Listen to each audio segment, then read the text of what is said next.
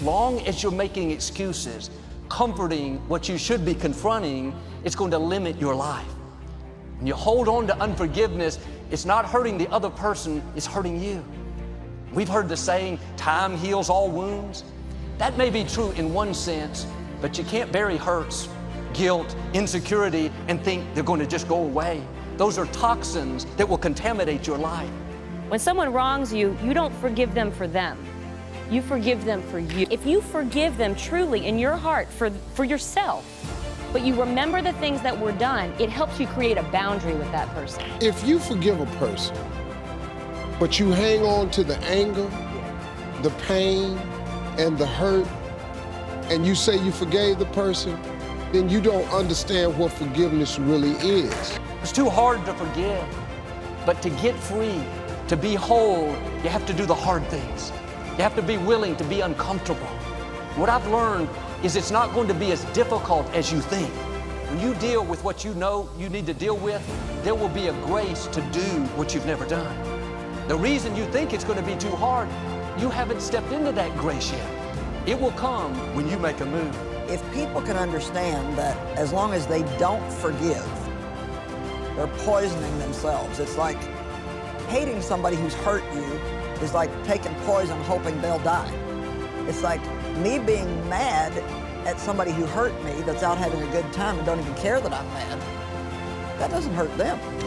And so maybe this husband's been gone 20 years and he's been having a good time in life and, you know, he's married again and whatever, and he couldn't care less that she's mad and still suffering. I think a lot of people want to forgive, but they don't know how to do it. And so, as I've pondered this and studied it and prayed about it, the things that I feel like I've learned from God is this. First of all, to do anything, you need to do it the way God tells you to do it.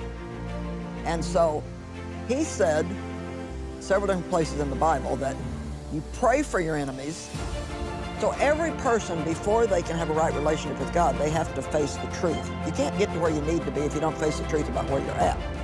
And so, forgiveness, I don't think you can ever walk through. I can decide I'm going to forgive somebody, but I can't walk it out in my life if there's not some things that I realize. First of all, God's not asking me to feel differently about them.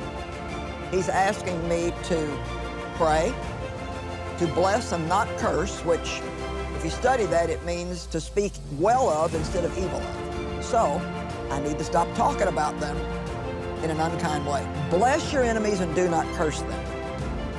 How many times do we read that and don't even have a clue what it's talking about? So, I pray for you.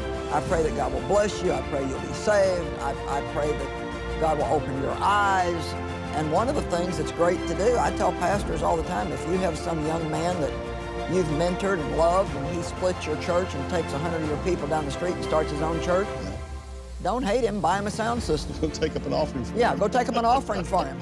Because yeah, that's the way to do it. Because we overcome evil with good. That's right. I mean, Romans 12:21. I'm getting the devil back now every day that I open my mouth and share God's word. That's how I get the devil back, not by hating the man who hurt me.